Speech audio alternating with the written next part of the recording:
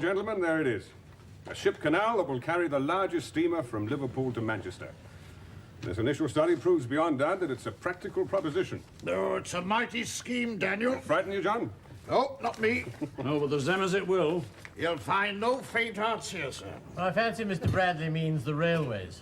They've got monopoly on transport to Manchester. They'll not give up easy. And we'll fight them. We've always known we'd have to, and we'll win. Exactly so. Easy said. But you look here.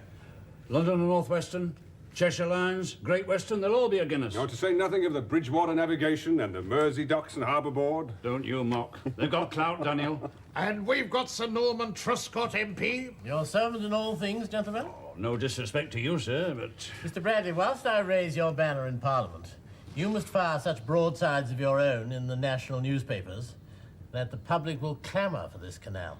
Aye. Well... Oh, Benjamin, let the battle come when it may. Will you not look at what we've got and give us your thoughts on that? Very pretty. What's it likely to cost? Styles of the utmost extravagance. Why, London is positively ablaze with colour. Such dolly gardens as you could wish to see.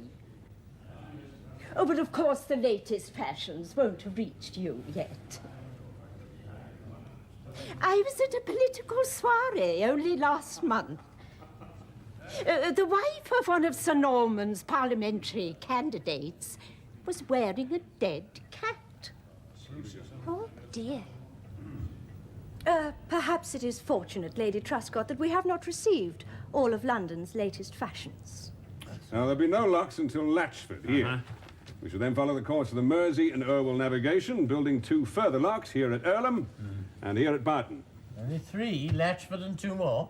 The Romans built in straight lines, now why can't we? Because the river navigation's already there, sir, begging to be used. And it will cost us money to ignore it. It's going to cost us 10 million for 30 miles of channel and 3 locks. Damn it, it's not your money, sir. Look, there are docks to be built, there's land to be bought, there's compensation to be paid to the railways. You can't do it all for 10 and 6pence, Benjamin. Mr. Bradley, I have no vested interest in this scheme, either financial or political, since I represent neither a Manchester nor a Liverpool constituency, so my opinion is unclouded by self-interest.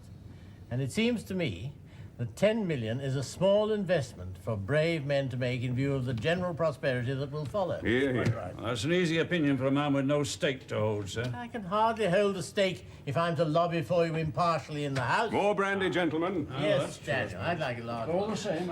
She was married to a young man who had something to do with cotton.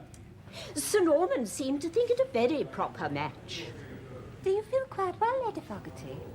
I was just wondering how long the gentleman intended to desert us. Oh, when men talk about business or politics, time simply ceases to exist. Oh, and let us be thankful if it means we women need not concern our heads with either. But I am a businesswoman, Lady Truscott. In fact, I am my husband's business partner. And I have every reason to believe that at this very moment he's doing his best to ruin us. Excuse me. Aye, you're right about that. It's not only railways, Mersey Docks and Harbour Board. It's every ship owner and docker in Liverpool out to smash us. Yes, and you know what they'll call me? A traitor. And why shouldn't they, Daniel? That's exactly what you'll be. Lady Fogarty. Indeed, Mr. Anderson. It's different for you. You probably don't understand. You're Manchester. You have mills and you're landlocked. But Daniel is Liverpool, or was. Sir Daniel has mills too, ma'am. And they'll prosper, same as mine. Yes, and he has a greater interest in shipyards, which will be more adversely affected, to say nothing of his obligations to his neighbours. Elizabeth? Yes, Daniel. Not here and not now. Lady Fogarty, we've neglected you too long. Am I intruding, Daniel? Yes. You'll find nothing but dry money matters here, madam. What business is? Oh, but I am very astute at dry money matters, Mr. Bradley, feeble woman though I am. And I happen to know exactly what your business here tonight is. The death of Liverpool. Elizabeth, that's enough. Don't presume to give me orders, Daniel. Your canal is doomed, gentlemen. Liverpool will bury it. See, there's still no peace at Harland and Wolff.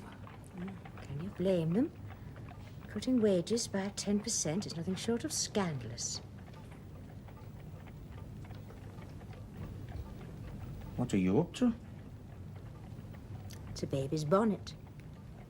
Huh? It's for one of my women. She's due next month. Oh. I suppose you'll be paying her wages while she's laid up. Confined? Why are you going to Africa again so soon? A lot of trade opening up there. I want to get my foot in the door with some of those trading posts. Oh, I feel quite tired all of a sudden. Would you mind if I went to bed? You sick or something? No, just tired. Well, I noticed you didn't eat your supper. Come to think of it, neither did Charlotte. Well, she wasn't feeling well this morning. I think she's probably caught something. Maybe you have too. No, I've just no appetite. What you need is a change of air. Aye. Not like sea air for giving you an appetite, you know. What are you suggesting? That you come with me. To Africa? Aye. James. Well, why not? Well, I don't know. Look, I want you to come. And what did that achieve, Elizabeth? You embarrass them, you embarrass me, and you gain nothing. Can't you see what this will do to Liverpool? And can't you see why I'm doing it? Liverpool has had the advantage long enough. Now, if we reduce freight charges to Manchester, cotton will flourish. There'll be more jobs, prices will come down, not just here, but everywhere. You must try not to be so parochial. I was born and raised in Liverpool. My family means something in this city. And you will be a traitor to them and me if you have anything to do with this canal. I have no choice. Now, please, Elizabeth, let's not go to bed enemies. If you come to my room, Daniel, the door will be locked. Good night!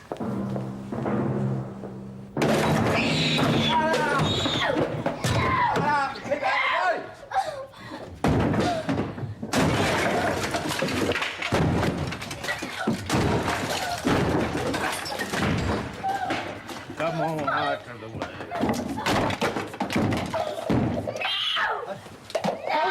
Keep out of the way.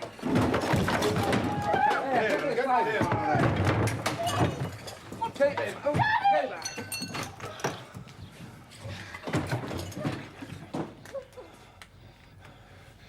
Get out of our home. Not your home, though, is it, Brannigan? You were told to be out of here by yesterday. We've nowhere to go. Yon road must lead somewhere. I'll get that box. The tools, no!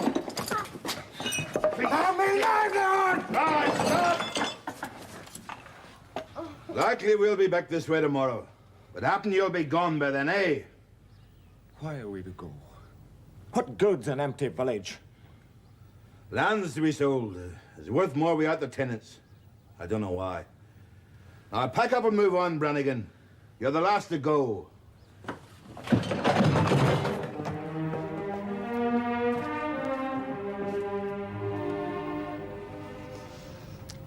So, as long as he supports that scheme, the devil can have him. Now, will you talk to James? James has tried once already. Well, not hard enough. He must talk to him again. Daniel must be stopped. Oh, well, he may not be able to do anything before he sails. When is that? The end of the week. Where for? West Africa. Oh, he'll be gone for months. He's asked me to go with him. By the time he gets back, it'll be... You go with him in your condition? Oh, Letty, you still haven't told him. I mean, look at you. You're laced in so tight, I don't know how you can breathe. I don't know how to tell him. Do you want to kill the child? Oh, good God, no. Well, then you have no choice. Big as you can.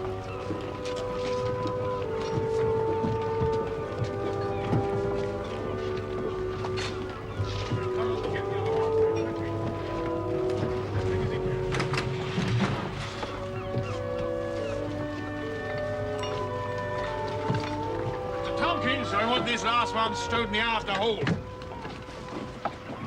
Captain Baines? Aye? Reverend Webster, sir. You're bound for Lagos, I hear. We are. Do you carry passengers, Captain? Sometimes. You see, Captain, there's a mission station on the Opobi River that I must reach before the summer rains. Now, my daughter and I were to have sailed last week aboard the Albert Trader, but unfortunately our cargo didn't arrive in time. Cargo? Yes. Bibles. 10 crates. What's your answer, sir, to the Lord's call? Will you carry us? It's not really up to me, sir. It's up to the owner. Who might that be? He's a Mr. Eden. You'll find him at the office of the house. James O'Neill. Aye? James O'Neill. Thank you, Captain. The Lord works in mysterious ways. Surely he does.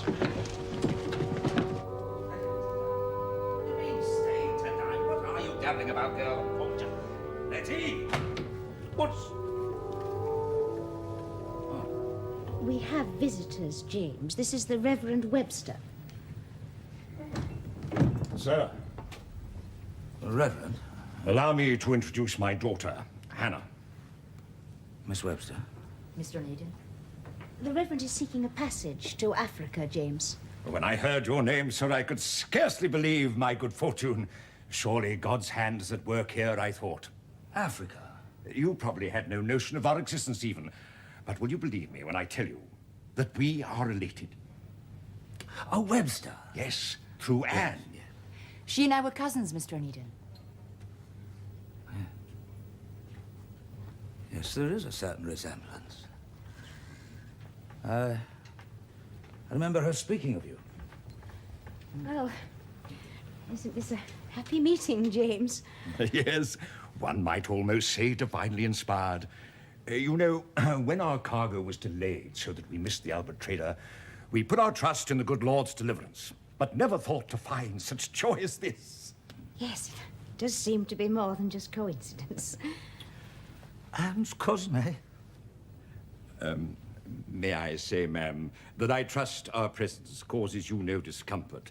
I mean, Anne was called to the Lord so long ago, and a man surely needs a helpmate. Mr. Eden, will you help us? Carry us to Africa. Well, you as well? Of course.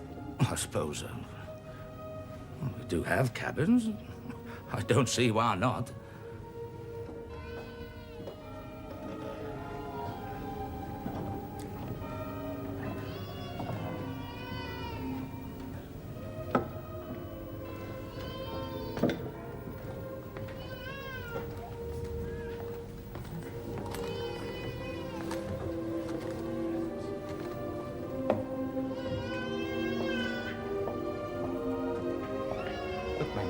Just leave her. This place is for children who have no parents. And look, already we're overcrowded. Oh, so she'd fare better if she were alone in the world. Aye. Well, God knows that she soon might be. Not while you're fit and strong.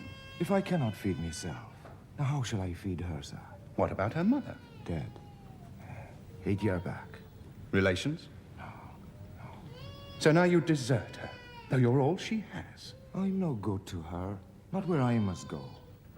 Take her, sir, please. Will you come back? Aye. If God wills it.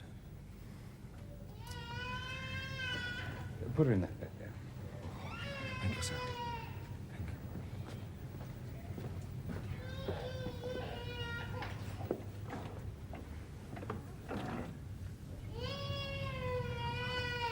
I had no idea it could be like this. Oh, it isn't always. Sometimes they're at death's door when they come here.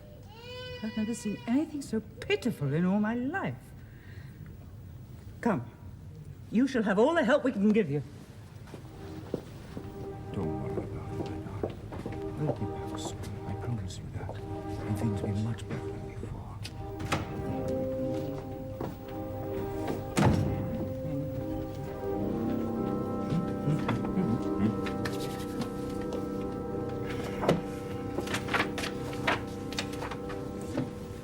Strange couple. Oh, seems simple enough to me. She's a beautiful woman. Huh? Anne's cousin. Oh, did you think so? Didn't you? Well, she seemed handsome enough, I suppose, in her way. Here, where's Charlotte? I mean, does she live here anymore or not? In her room. She's still feeling poorly. Well, why not send for the doctor? She says it's not serious. Wait a minute.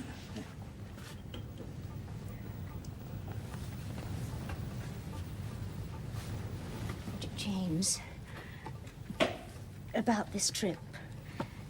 I think I won't come with you. Oh? Well, would you mind? Up to you. Well, I know you wanted me to come. Seemed a good idea.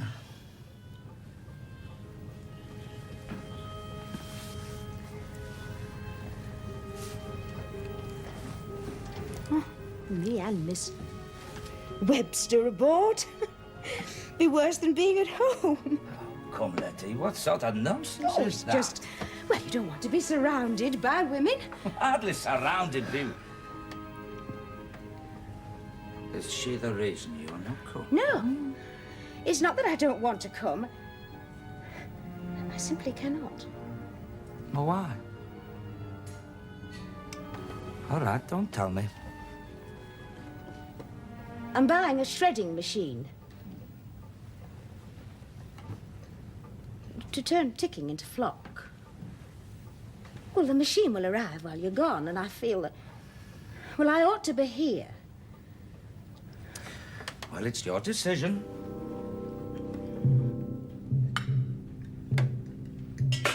I have to go to London.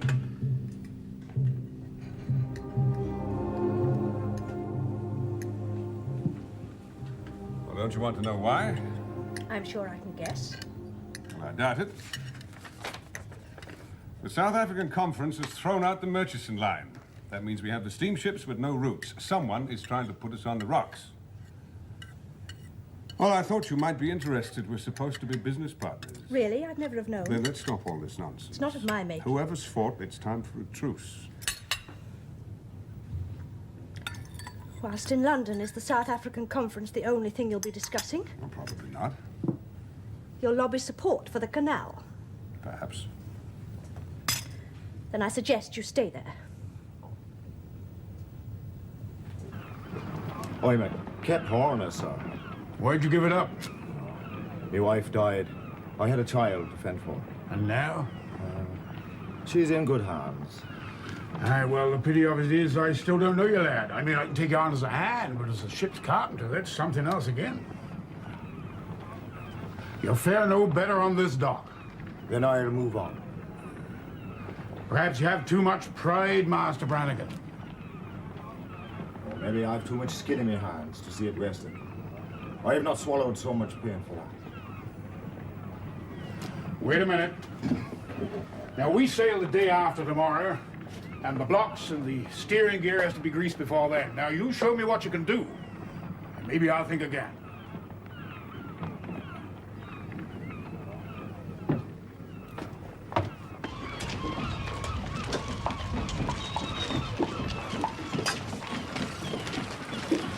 Welcome aboard. Miller, come take the ladies' luggage.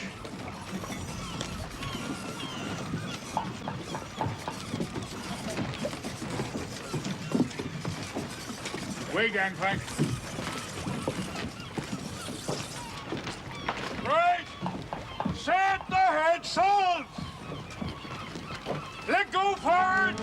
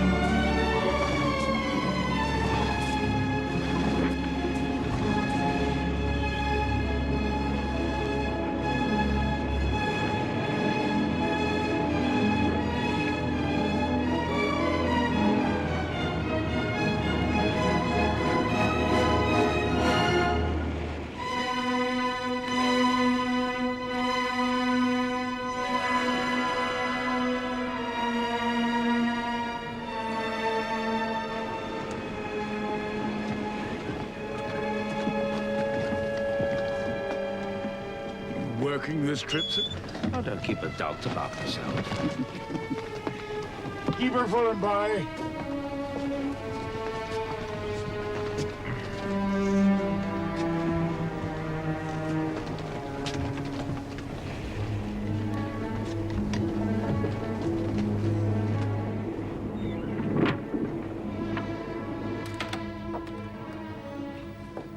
You don't look like a beggar, Mr. Simmons. Oh, he is not a beggar, Elizabeth.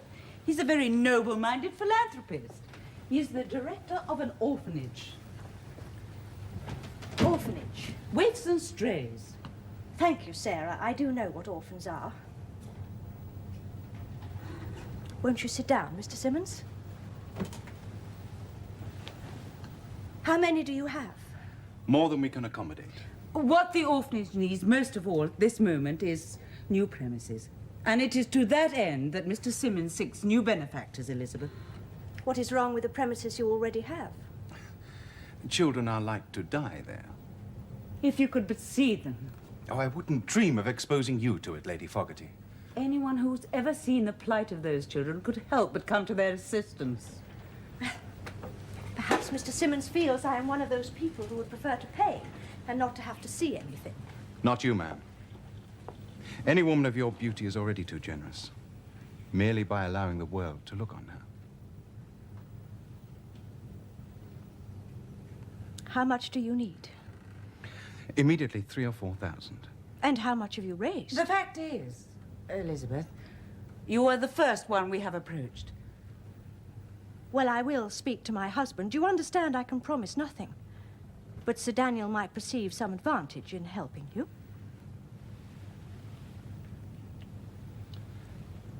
It's good of you to receive me so graciously.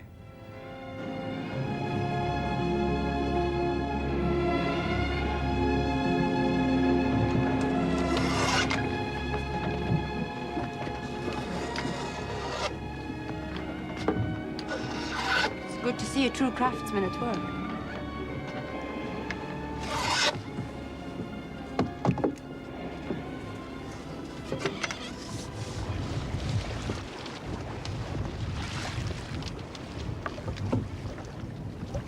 What is that?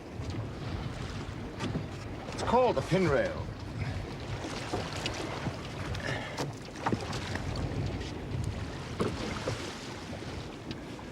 Them's belay pins. Tie off the running rigging round them. If you're interested in how a ship works, I'll show you. I'd enjoy that, Mr. Needham. Haven't seen your father this morning. I'll take it there's nothing wrong. It's one of the crosses the dear Lord has laid upon him. Sailing always makes him unwell. Well, I take it you're not affected by the same trouble. Happily, no. It makes me feel free.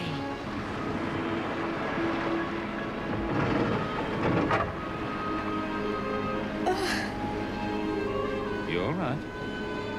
Yes. Just looking up made me dizzy. Tell me, Miss Webster, do you not miss England? It's long.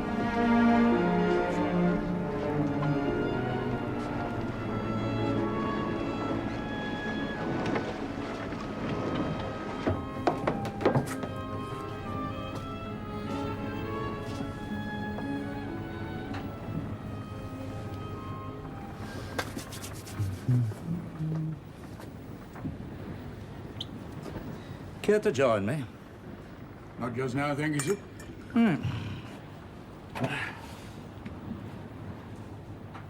Go on, you do yourself well. Only when I know you're coming aboard, sir. Did he miss his own deed and couldn't have come with us this time, sir? Some business commitment. Oh, was that what it was? Aye. I expect you'll miss us, sir. Well, no more than usual.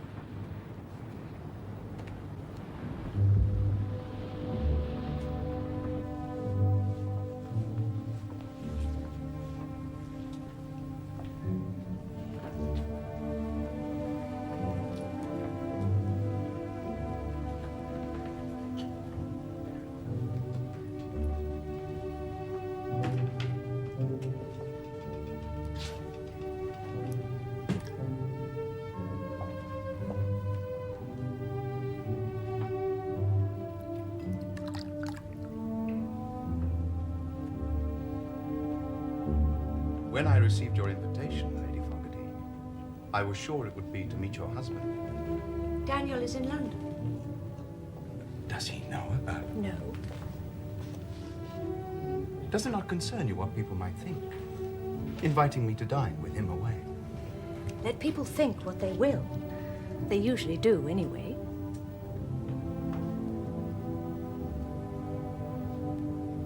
You interest me, Mr. Simmons. I'm flattered. So you should be.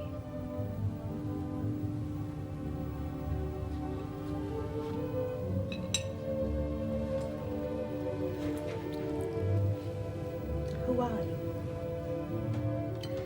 Marcus Simmons, Esquire. No one of note.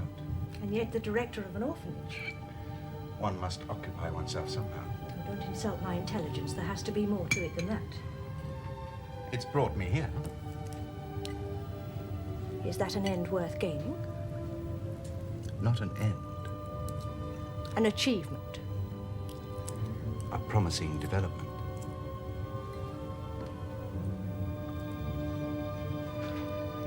Tell me, do you seduce rich women for pleasure or profit?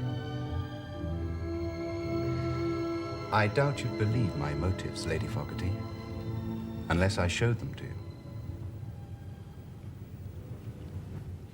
Show me, then.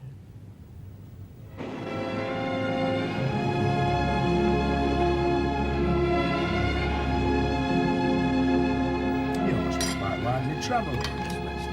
My father spent many years in India and China. Oh, you always accompany him then, do you? Of course. Ever since her mother died. Must be quite a hard life for a woman. Sometimes, yes.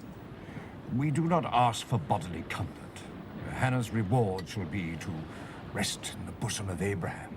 I find that somewhat of a long-term policy myself. Then perhaps you should look to your faith, sir. Ah. But do you enjoy the life, eh? It's been so long. It seems I know no other. Hasn't answered my question. Well, answer him, Hannah. One's duty isn't always pleasurable, Mr. Eden. But it should be. It may be hard, it may be painful, it may be more than the body can stand. But what greater joy if it is done in the service of the Lord.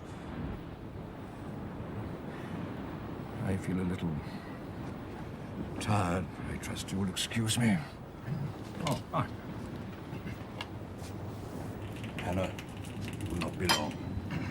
No, Father. I shall pray for you, daughter.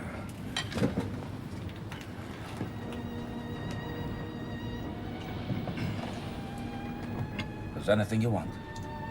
Anything we can do to make your journey more comfortable? You just let me know. Thank you, Mr. Eden. You ever know the first Mrs. O'Needen, ma'am?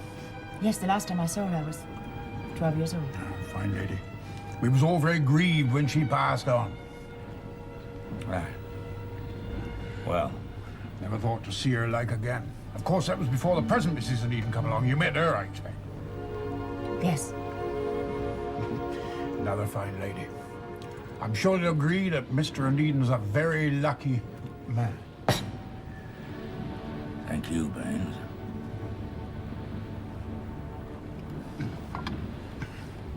You said you would not expose me to this. You gave me no choice. The youngest we have can be no more than 4. The eldest is 13. We find them in the tenements and the gutters. More each day. Most are starving, and many of them diseased when they come here.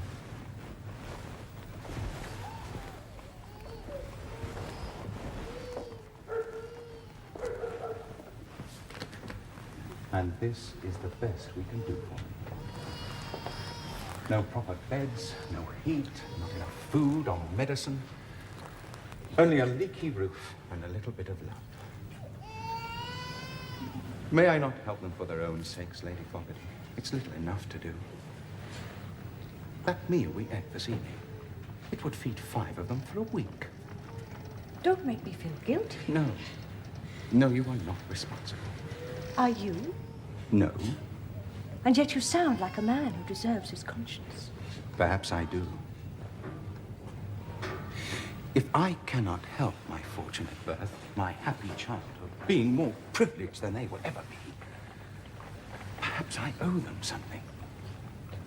Perhaps we all do. Oh, does it matter? Look at them. Does it really matter? I would flatter and beguile any woman, Lady Fogarty, if I thought it would help them.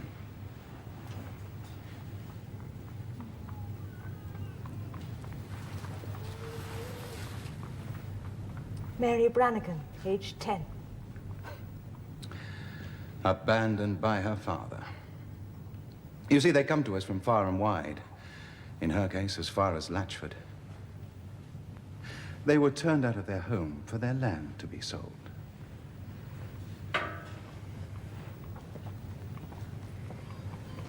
Shame on you! Shame! Such wickedness! Such awful wickedness! Pray to God that he may forgive you. Yes, pray to God that he may forgive such awful, vile wickedness! On your knees and pray to him! You unnatural man! Shame! Shame on you! You don't understand. Understand? You pray to God that he may understand. What have you to say for yourself, Brannigan? I am not surprised he can't speak. He's too ashamed. Give him a chance. It were about me daughter, sir. I thought you'd understand. He confessed to me that he'd abandoned the child. I took her to an orphanage, sir, before I signed on. His own child. And she but 10 years old. Is that all that this is about? Oh! I had no money. No one would give me work. It were the sea of starvation, so I did the only thing I could. You deserted her. Not quite, miss. And what else could I do? You could have made out an allotment to her after you'd signed on. And where would she live? Oh, you're no natural father. I left her in good hands. Even so, do you think it does not pain me? Maybe. There's no way to talk to a lady. Sorry, sir. Better get back to your work. And pray to God that she's not toiling in some factory. Or dead. It's really none of our business, miss. Well, then it ought to be. If he placed her in an orphanage. Orphanage? I wouldn't put it past him to have sold her. Aye, well, if you don't mind me saying so, I think Miss Webster should stay clear of the crew from there on and keep off the deck as much as possible. In my cabin? Or here. I don't think we can ask Miss Webster to do that, Ben. Well, I'm only thinking to avoid trouble. All right, Ben, that'll be all. You mean he sailed? And you still haven't told him? Oh, Elizabeth, how could I? With that woman aboard, it would almost have been... Well, I don't know, as if I didn't trust him. But to have told him about the child now... Oh, you know, sometimes I think he must be blind. Even Captain Baines guessed the truth, and I didn't say a word, but not James. Oh, Elizabeth, I should have told him, shouldn't I? End result, we're back on the conference, and we've got our share of the cargoes. Beaumont won't be pleased. He was responsible for having us thrown off. Let's find some way to deal with him. Well, you don't seem much interested. I hardly expected you to come home admitting defeat. And what have you been doing? Entertaining myself with a young man. Elizabeth? Yes, it was quite a revelation, really. He took me on a tour of his orphanage. Oh, by the way, did I say he was the director of an orphanage? You haven't even told me his name yet. Don't you find your knighthood somewhat tarnished, Daniel?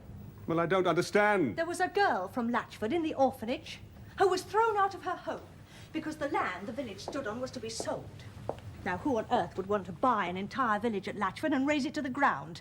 Isn't that where you intend building the first lock for your infernal canal? Yes, it is. You're dispossessing people, Daniel. You're making beggars and vagrants of It them. happens every day. Your concern might be more touching if it wasn't so I particular. see the cost of this canal growing in terms of human misery. You're wrong as it happens. Well, there'll be evictions when we do start, I don't deny it, but we're not buying land at Latchford or anywhere. It's too soon. We shan't be buying land for years. Mere coincidence. Who else would be remotely interested in Latchford? I don't know!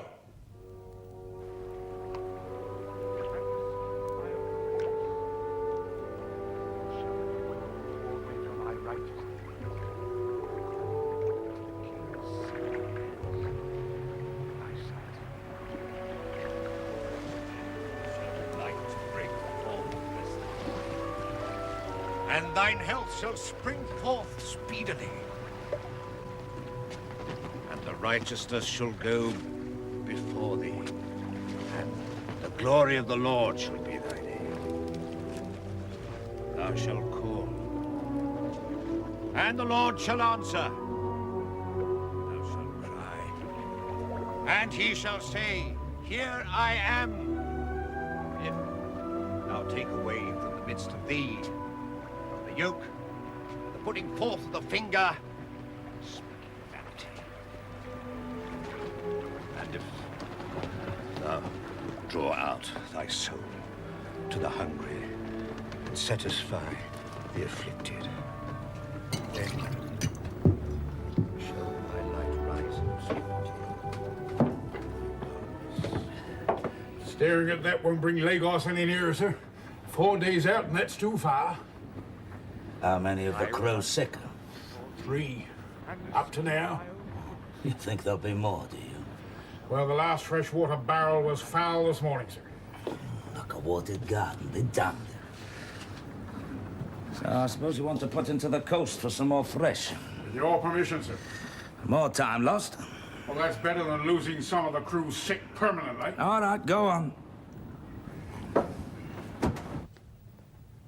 thank you for coming so promptly. Your letter was too intriguing for me not to, Daniel. Well, something's occurred that troubles me. To do with the canal? Well, it touches on that.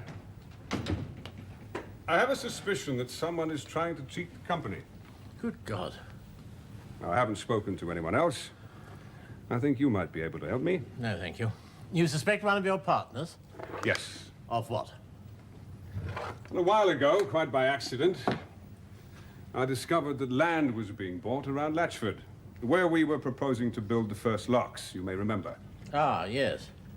Well, that struck me as something of a coincidence. Until it occurred to me that somebody who knew our plans would be in a very good position to buy land now, ahead of us, in order to sell it to the company in a few years for a considerable profit.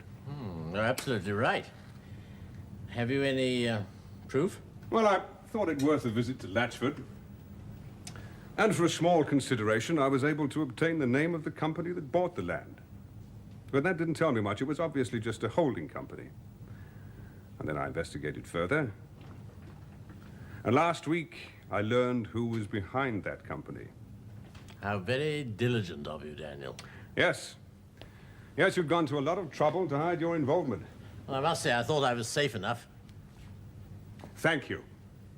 It would have taken me months to discover who owned that company, but it had to be you. I merely wanted you to confirm it. This is a private conversation.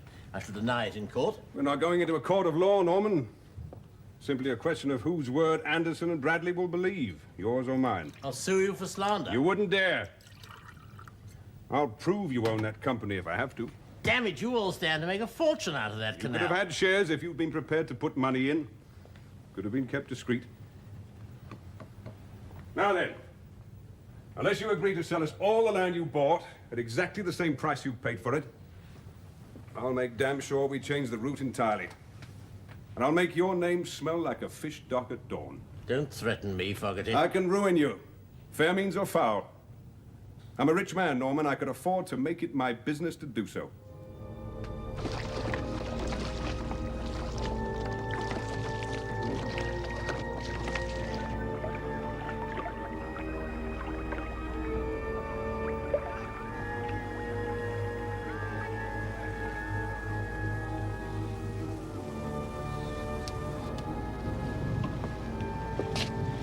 Perhaps they're coming to help us. What do you think? You just never know. Well, I think I'll break out some arms. You get the crew back. Come on. Aye, aye, sir. Go on!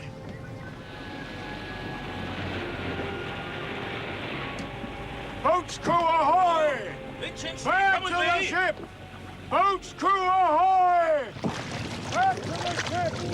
Turn round! Turn around! Back to the ship now! You get below, man. Stand by to up anchor! Stand by to hoist foresail! What are you doing? You can't do that. They're all God's creatures.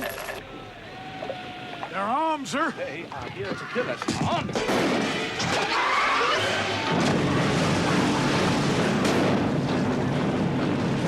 Thou shalt not kill!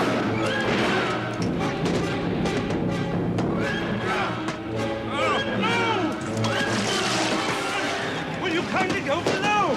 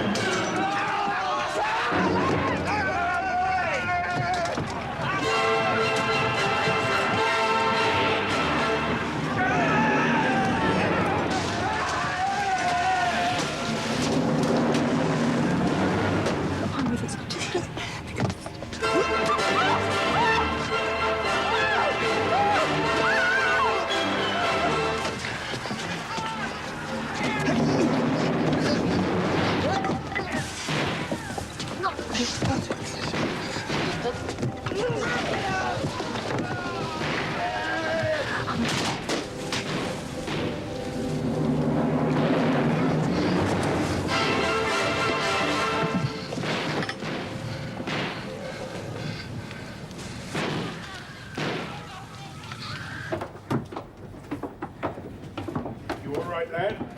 Come on now. Come over here, and I'll get you cleaned up. You could have lost me my ship.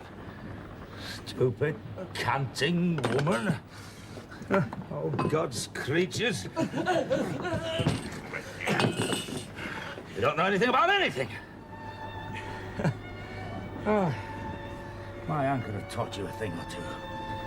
Murdering, thieving, pirates. Oh, God's creatures. Mr. Simmons? Sir Daniel? My wife tells me that you're looking for a benefactor for your new orphanage. Yes, sir. She urges me to accommodate you. Your wife is a very generous, very beautiful woman, sir. I know. Elizabeth?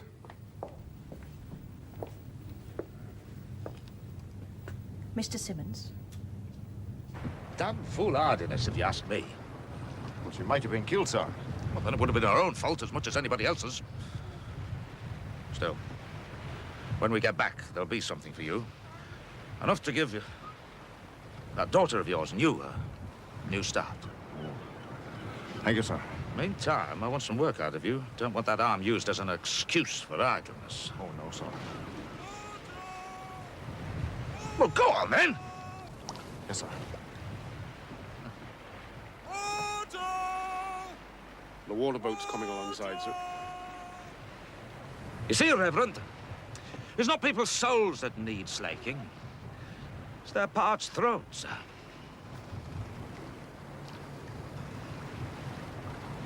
With the holy, thou shalt be holy. And with a perfect man, thou shalt be perfect. All right, carry on, Baines. All right. And